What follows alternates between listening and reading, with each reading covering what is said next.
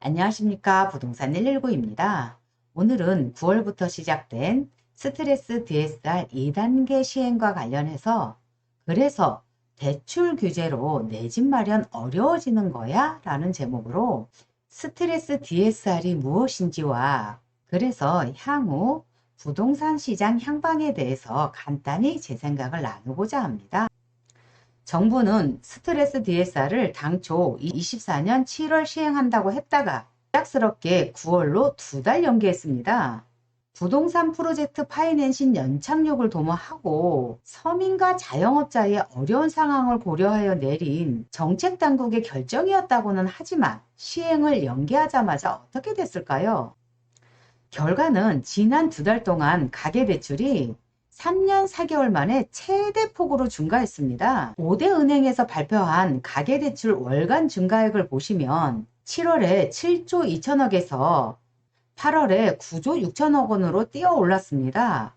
9조 6천억이 얼마나 큰 수치냐면 2004년 통계 작성 개편 이후 역대 최고치라 합니다. 그리고 10월 초에 발표 예정인 9월달 전망치도 7조 7천억 수준으로 예상됩니다. 9월 초부터 시중은행별로 가계대출 규제책을 내놓고 주택담보대출을 눌렀더니 9월달 신용대출이 2조 8천억이 전망되며 여기 평달 대비 폭증한 것이 크게 눈에 띕니다. 9월 초부터 시중은행별로 가계대출 규제를 시작했는데요. 먼저 주택담보대출입니다. 신한은행은 가장 높은 규제로 1주택자에 대한 주택담보대출이 전면 불가입니다. 일시적 2주택으로 이사 가시는 분들 주택처분조건부 담보대출까지 모두 포함해서 전면 중단이고 국민은행과 우리은행도 1주택자에 대한 주택담보대출은 제한하지만 주택처분 조건에 대해서는 제외시켰습니다. 농협은행은 2주택자 이상에 대해서 대출 규제에 들어갔습니다. 또 주택담보 대출 만기 기간도 각 은행별로 최장 40년에서 50년이었는데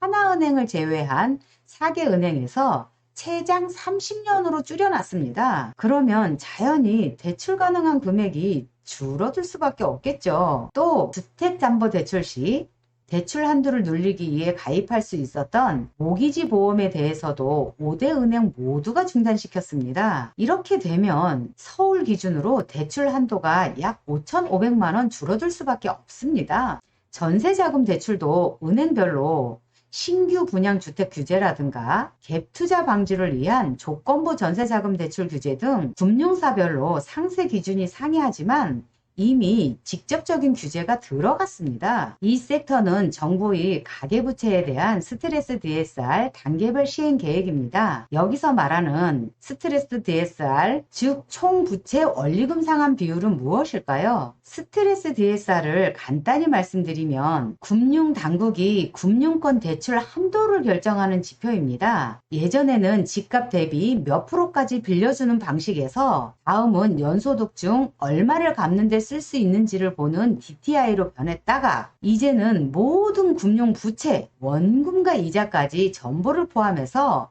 개인별로 대출 금액을 규제하겠다는 겁니다. 여기에 스트레스 금리, 즉 개인별 상환 능력에 따라 가상금리를 적용하는데 실제 금리를 올리는 건 아니고 그만큼 개인별로 대출 한도를 더 옥죄겠다는 게 스트레스 DSR의 핵심 포인트입니다. 간단한 예로 스트레스 DSR 2단계가 9월부터 적용되는데 원래는 약 6억 5,800만 원을 받을 수 있던 사람이 스트레스 DSR 2단계 도입 후 5억 7,400만 원으로 무려 8,400만 원이나 대출 가능 금액이 줄어드는 효과가 있습니다. 그럼 향후 부동산 시장은 어떻게 될까요? 우선 정책 당국의 모호성입니다. 과연 정책 당국이 원하는 것은 무엇일까요? 작년 말부터 부동산 가격이 급속도로 빠져서 침체가 예상되자 정부는 지속적으로 2023년, 2024년에 특별보금자리론, 신생아 특례 대출을 시행했고 올해 부동산 반등에 8월 부동산 대규모 공급 확대를 골자로 하는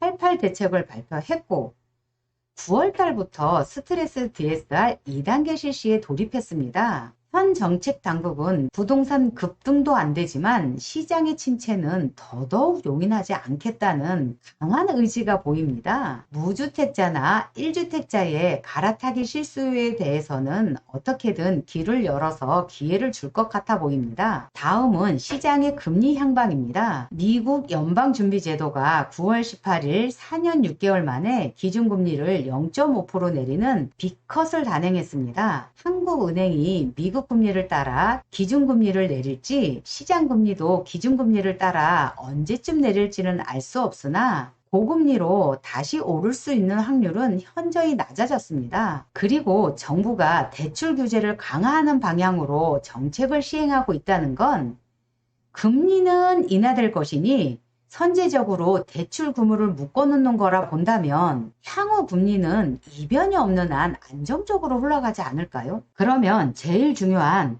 향후 부동산 투자 방향을 어떻게 하면 좋을까요? 지금 영상을 보시는 분이 부동산 실수요자라고 하면 우선 스트레스 DSR 상황이 자신의 대출 여력을 은행권에 확인하고 자금 계획에 맞는 물건이나 분양을 노려보는 것은 여전히 유효한 전략이라고 판단이 됩니다. 9월 대출 규제 이후 갈아타기나 다주택자의 부동산 투자 수요의 시장 진입이 어려운 시기지만 실수요자나 현금 여력이 있으신 분 입장에서는 포기일 수 있습니다. 앞에서 주택담보대출을 누르자 신용대출이 급등하는 거 보셨죠? 부동산 규제가 나온다고 해서 모두가 시장 밖으로 튀어나가지는 않습니다. 규제를 피해 다른 곳이 부풀어 오르는 풍선 효과가 생기기 마련인데요. 그렇다면 성남 재개발 시장도 대출 규제 강화 이후에 풍선 효과에 따른 반사 이익으로 가격이 오를 곳과 지금까지는 핫했지만 숨고르게 할 것으로 나눠지면서 지각 변동이 생기지 않을까요? 그래서 다음 시간에는 오늘 말씀드린 대출 규제 영향과 정부의 88 공급 대책과 연동해서 성남 재개발 시장이 그 다음 수혜주가 어디가 될 곳인지 말씀드려 보도록 하겠습니다. 다음 영상에서도 기대해 주시고 구독과 좋아요 부탁드립니다. 감사합니다.